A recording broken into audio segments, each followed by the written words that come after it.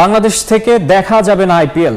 দেশে Indian premier league IPL এর সম্প্রচার বন্ধে নির্দেশনা দিয়ে প্রজ্ঞাপন জারি করেছে তথ্য সম্প্রচার মন্ত্রণালয়। পরবর্তী নির্দেশ না দেয়া পর্যন্ত এই আদেশ বলবৎ থাকবে বলেও জানিয়েছে মন্ত্রণালয়। এদিকে বাংলাদেশের চিঠির ভিত্তিতে কাজ শুরু করেছে আইসিসি। ইন্ডিয়ান এক্সপ্রেসের দাবি, ইতোমধ্যে কর্মকর্তাদের নতুন সূচি তৈরি করতে নির্দেশ দিয়েছেন আইসিসির চেয়ারম্যান জয় শাহ।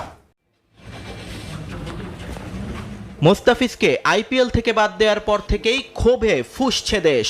আইপিএল বয়কটের আলোচনায় সরগরম বাংলাদেশ ক্রিকেট। যে আগুনে ঘি ঢালেন স্বয়ং ক্রীড়া উপদেষ্টা আসিফ নজরুল। ফেসবুকে স্ট্যাটাস দিয়ে তথ্য মন্ত্রণালয়কে অনুরোধ করেন দেশে আইপিএল সম্প্রচার বন্ধের নির্দেশ দিতে। পরদিন আসিফ নজরুলের কথা আমলে নেন তথ্য উপদেষ্টা। গণমাধ্যমে জানান, খেলার সঙ্গে রাজনীতি মিলিয়ে ভুল করেছে ভারত। ঘোষণা দেন, দেশের মানুষের অনুভূতির প্রতি শ্রদ্ধা রেখে আইপিএল সম্প্রচার বন্ধে আইনি ভিত্তি পর্যালোচনা করবে তারা। আনফরচুনেটলি খেলাটার মধ্যে রাজনীতি নিয়ে আসা হয়েছে। 24 ঘন্টা না পেরোতেই এলো সুসংবাদ, দেশে বন্ধ হলো ইন্ডিয়ান প্রিমিয়ার লিগ আইপিএল এর সম্প্রচার। দুপুরে এক প্রজ্ঞাপন জারি করে আইপিএল সম্প্রচার বন্ধের এ আদেশ দেয় তথ্য এবং সম্প্রচার মন্ত্রণালয়। শুধু তাই নয়, আইপিএল সংক্রান্ত কোনো অনুষ্ঠান আয়োজন করা যাবে না এবং তা প্রচারও করা যাবে না বলে নির্দেশ দেওয়া হয়েছে প্রজ্ঞাপনে।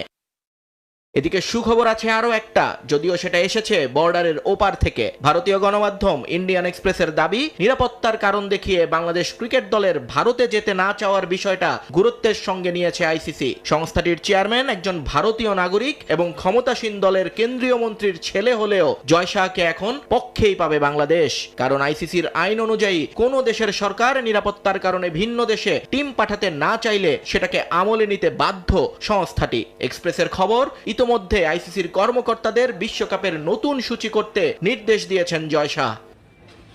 বাংলাদেশের দাবি মানলে পাকিস্তান এবং বাংলাদেশ দুদলের জন্যই শ্রীলঙ্কাতে সব ম্যাচ আয়োজন করতে হবে বিসিসিআইকে। শুধু তাই নয়, কোনো দল ফাইনালে উঠলে সে ম্যাচটাও ভারত থেকে সরিয়ে লঙ্কা দ্বীপে নিয়ে আসতে হবে তাদের।